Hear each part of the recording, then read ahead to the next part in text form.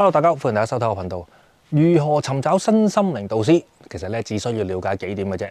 好多人都話九運嚟到啦，身心靈嘅事業會隨住呢個九運蓬勃起嚟。嗱，係真係假我真係唔知啦。但係的確好多人都想揾一個身心靈導師去療癒一下自己啊。嗱，今集咧我想同大家講下點樣揾身心靈導師。如果中意我頻道嘅話，記得訂閱我頻道，仲要撳埋鬧鐘，咁我哋更新嘅時候咧，第一時間知道。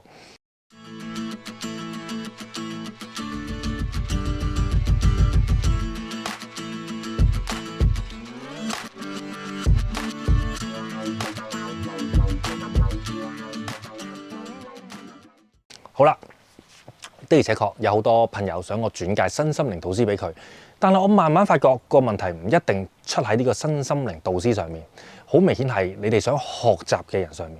嗱，因為咧百貨應百客咁啊，係咪先？大家本身對身心靈呢三個字咧，可能存在住一啲誤解嘅。首先，身心靈並唔等於修行到有神通先，同埋身心靈同陰陽眼之類嘅事情咧係冇乜關係嘅。就我個人嘅了解，可能其他人有其他睇法啦。身心靈裡面係冇一個明顯同直接嘅神魔系統，即係縱使啦嚇，講到西方嗰邊嘅身心靈會有大天使啊或者守護靈之類嘅事情啦，但係並冇幫呢個神魔系統去講一個世界觀出嚟。嗱，簡單啲咁講啊，中國傳統民族裡面的確係有講過18層地獄或者陰間，甚至乎裡面嘅運作都有提及過。但係大天使嗰邊咧，我真係唔太了解啦。可能咧會講到聖經啊，又或者大天使嘅戰爭啊，但係咧就唔多覺眼有歷史構思過一個完整嘅世界觀出嚟。縱使我當係有啦嚇，係我唔識嘅啫。但係提及過同教你呢一套身心靈嘅導師都應該識啦啩。但係都唔係我想講嘅重點。重點係身心靈好多時咧都係唔牽涉宗教嘅。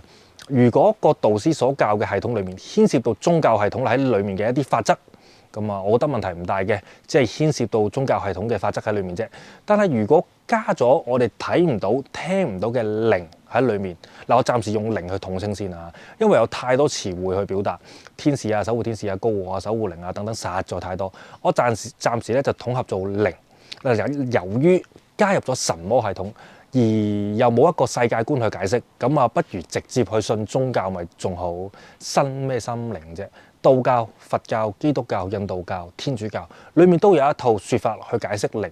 貿然學身心靈，然後演變成做選擇嘅時候，下下都要問個守護靈。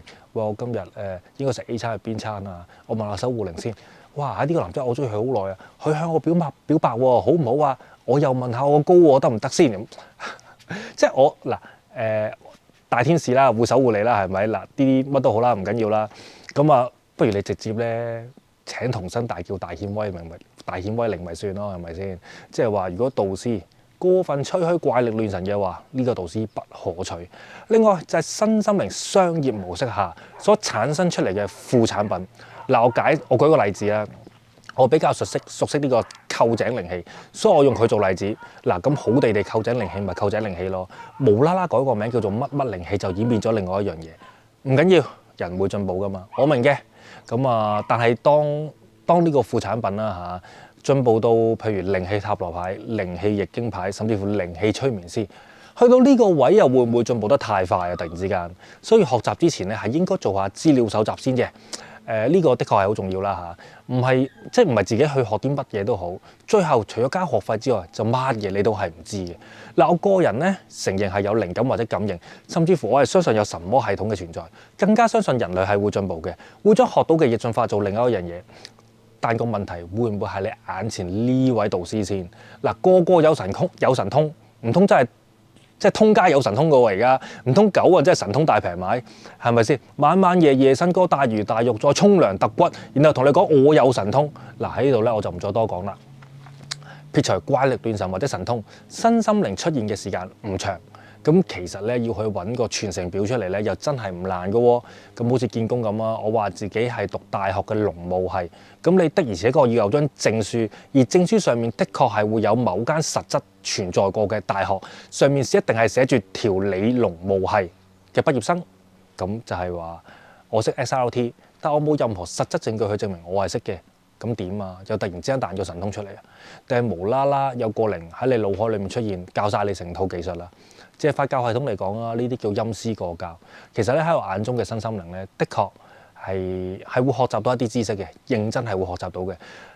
另外咧，曾經喺應用喺呢個生活上面咧，係正面啲同開心啲。嗱，學習多一個或者多個方向去睇一件事。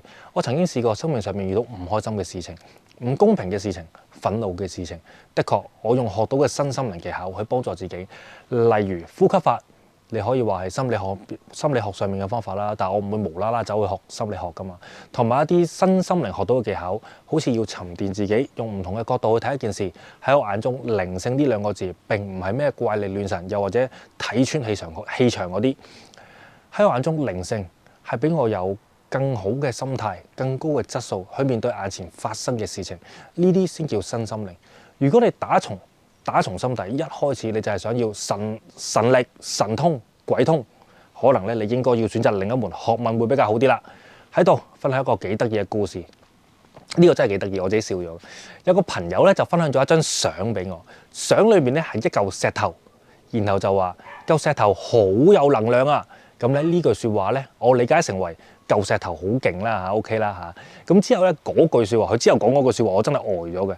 佢話，攞咗嚿石頭翻屋企之後，佢掃冧晒屋企啲嘢喎！哇！你嗰粒咩石頭啊？力量寶石嚟㗎，大佬！但係單單咧，從呢幾句説話咧，就已經覺得好有問題啦。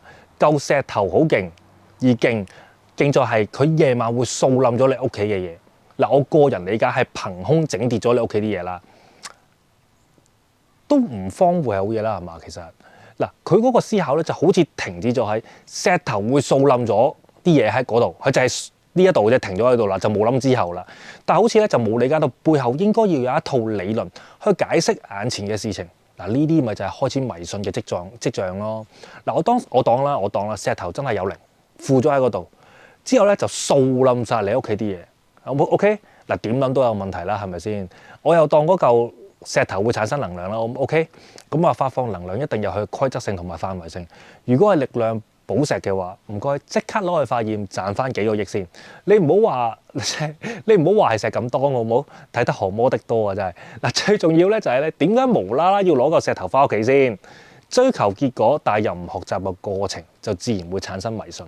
嗱，今日咧主要提及嘅要點咧就係，如果個導師喺課程裡面唔係設定成教學模式，而係宗教模式嘅，唔好諗，即刻走。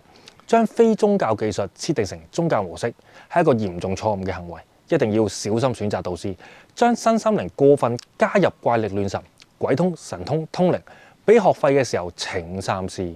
如果遇到身心靈導師，直接話自己就係神，通過靈幫你處事，好地地身心靈又話要幫你去化寶啊、去冤親債主嗰啲，唔該 email 通知我一聲，等我得個知字都好啊嘛，係咪先？好，今日係咁多先，多謝。